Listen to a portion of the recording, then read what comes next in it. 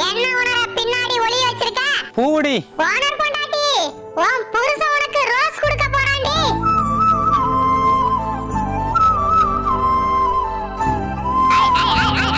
வெக்கத்தை பாத்தியா?